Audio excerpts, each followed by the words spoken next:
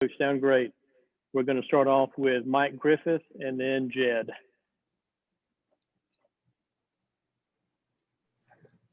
Hey, Coach, I wanted to ask you about Missouri. Obviously, they've been a top 10 team. What kind of challenges does Conzo Martin's team present this season? Well, they're playing so much faster than what they have in the past. And when you look at the statistics, it shows, but in the pace of the game, like a year ago, they were scoring in the first, this is maybe more data than you want, but I think it kind of shows how they're trying to play. A year ago, they were scoring in the first 8 seconds of the clock 18% of the time. The year before that, it was 10% of the time. Now it's 35% of the time. I mean, they're playing fast, and they've got tremendous guard play. They're one of the older teams in the league, maybe one of the more experienced teams in the country with what they have.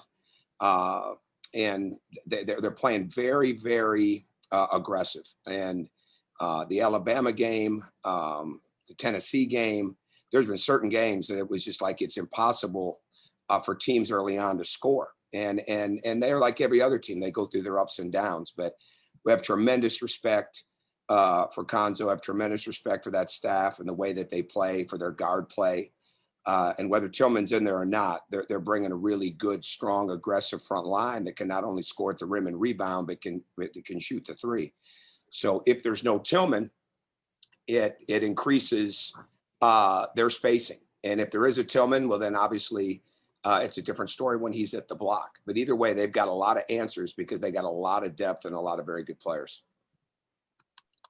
Hey, Coach, you mentioned after the game the other night that perimeter defense and keeping the ball in front is something that, you've seen problems with all year. At this point in the season, I guess, what, as a coach and as a staff, can you guys do to work on that? Is it more emphasizing technique more? Is it, adding more drills focused on that in practice? Sort of what? No, I don't think it's a matter of adding. It's a matter of locking in, and it starts with transition D. And it's a lot of times it's guarding the ball. First, it's stopping the ball, but then getting your people in help. And the problem with Alabama is they space the court so well that you end up not being in the gaps all the time because your man can shoot the three.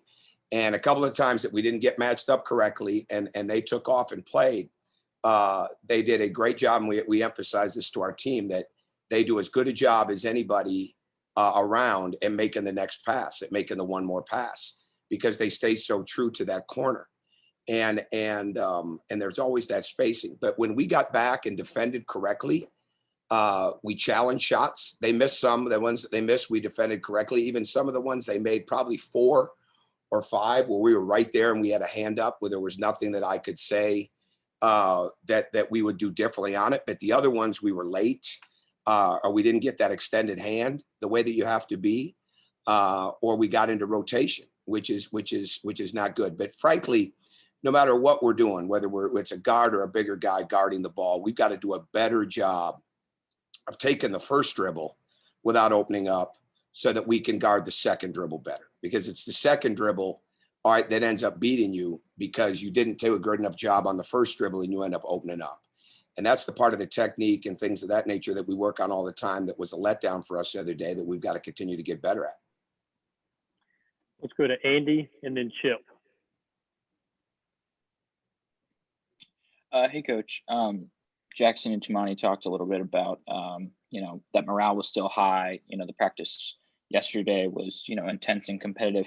What's been the key to sort of not let the loss against Alabama and even Tennessee, not let those losses linger? Yeah, why would it? I mean, we're in the middle of a season. We just won 3 in a row. We just won 5 out of 7 before that. There's absolutely no reason for morale to drop. We didn't play well. And what I'm going to remind them of today, it's a 12 or 14 point game in the second half. Much of the game still hanging in the balance. We miss an open 3. All right, we miss a layup. All right, we turn it over in the middle of the floor. They scored on all 3 of those possessions. That's sometimes what the game comes down to. And certainly the final score is the final score. But there were moments in that game in the second half, much like we had with Tennessee, which we came back and we didn't get the win, but we capitalized on taking advantage of how long the game was there when we got down. And they shot an unbelievable amount in the first half. There's no doubt about that. And a lot of it was our own mistakes or just being just a little bit late. And against a team like that, and then we're not able to capitalize on our shooting. So it's just a snowball. But there were numerous ways to win that game. So yesterday's practice was very much about a get better practice. It wasn't about burying them or 3 hours of, total physicality. No, I mean, we come to work every day. We've got to isolate our skills. We want to get better. We don't want to lose confidence. We've got a lot of things that we can do, and we've got an opportunity to play a very, very, very good team, highly ranked team at home on Tuesday night. Coach, I would imagine if Jeremy Tillman is there, he's a big part of your game planning and scheming and that kind of stuff. Knowing that he's out, I guess you have to take him for the word that he's out. How does that change kind of the way you prepare for Missouri? Well, I don't think it changes. I think it's because when he's out, they play differently. So you prepare both ways. And I don't think you do a good job if you have to prepare for everybody that's on their roster unless somebody's out for the season. That's another story. But I mean, you just have to. You've got to be prepared. So we'll have game plans both ways, but they definitely play different. And they did that way, or they played that way against Arkansas, where there was a lot more space on the floor. And the most important thing is that we don't get confused or locked into something different. We stay focused on what's most important, which is how we attack them in transition, how we continue to space the floor, how we get on the offensive glass, but most importantly, how we get back on defense. Because if he's not in there, that's 5 guys that are trying to beat you down the floor, rather than maybe sometimes 4.5, because Tillman's under the rim a lot and he gets there. And he's a pretty fast, big guy. There's no doubt about that. But the speed will change a little bit. So our bottom line is we've got to be able to get back and deal with that. And that puts another 3-point shooter on the floor in most cases, especially with Torrance Watson's coming off a game where he had 3 threes the other day. Mitchell Smith made 3s early. So Kobe Brown can make 3s. So there's a lot of movement, and it probably makes them a little bit more similar to Alabama and how you get ready for it. Let's go to Mark and then Jason. It seems like Justin Kier has been kind of in a rut offensively.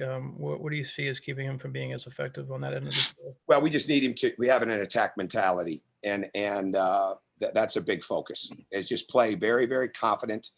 I totally believe in him.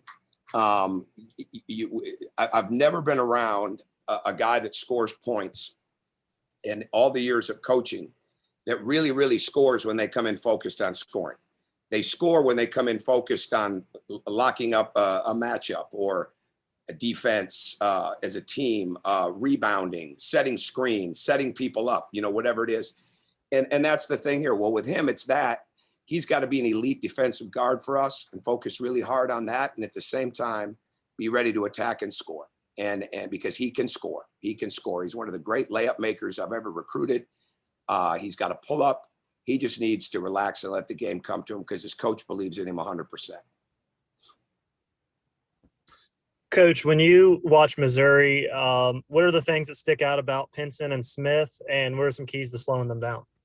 Which Smith, Drew or Mark? They start three. Drew. Sorry, Drew Smith. Drew. Yeah, you don't get that very often. Drew Smith is playing phenomenal basketball. He's shooting at a very high level. He's taking what the defense is giving him. He's playing like a true guard. He moves the ball. Again, he's really shooting the ball well. He plays quick. He plays with a pace. Pinson attacks you, can shoot the ball, really, really gets to the basket. Mark Smith, I believe, is still the leading 3-point shooter in our league. And even though he's been in a slump, I'm fully aware of what he's capable of from recruiting him in high school. And so I definitely know what he can do range-wise, what he can do off the catch, what he can do off the dribble. There's nobody that they're going to put in the game that you look at and say, okay, we don't have to guard him. So we've got to do a really, really good job of our individual defense with team defense and take the gaps. And then we've got to do a phenomenal job of challenging shots, much better than we did the other day. Let's go to Palmer and then Ryan with our last 2 questions. Okay. Yeah, Coach, 2 straight career high point totals for KD. Have you seen something that's been different about him recently? And if not, what does he have to do to keep that up? He just needs to keep getting comfortable. right? Keep moving without the basketball and understand it's a long game. You know, the movement without the basketball, being on the attack is really, really important. You know, he's been eligible right now, what, about a month? Well, I don't remember what the date of the Auburn game was, but it's so crucial that he just stay on that path. You know, I've said this other times over the last few weeks, the development that he's making now is development that he would have been making in December. Hopefully, right? But we didn't have that. So he's just got to continue to learn and get better. And he's a guy that can not only let the game come to him, but he can attack. And we need him to attack. And we need him to be on the attack. We need him to be ready to shoot. And I think when we can play three guards like that, it opens things up, might even open up things more for Justin. Every game provides something different. We may get smaller, we may get bigger. And having KD in there as a guy that can play in both of those situations is very helpful. Hey, Coach, in a game like the last couple where you're just getting outshot by the other teams, what are the other ways that you think are most important for you guys to control the game? Without question, you got to get to the foul line. I mean, there's no doubt about it. And we've been pretty good at that. You know, you have to get to the foul line, and you've got to be able to be able to set your defense. So that's the most important thing. You want to try to get easy baskets. You don't want to take confidence away from shooting the ball, but you have to understand when the other team is really shooting at a high rate and we're not, all right, that the bottom line is the movement's got to continue, the drive and the attack's got to continue, but we've got to be able to put pressure on the rim with that, which then hopefully gets us the whistle that we need to be able to get to the foul line. Coach, thank you for your time. Good luck in tomorrow's game. Thank you. Thanks. Okay, everybody. Thank you for joining in, and we'll see you soon. Thanks, Steve. Good job, Steve.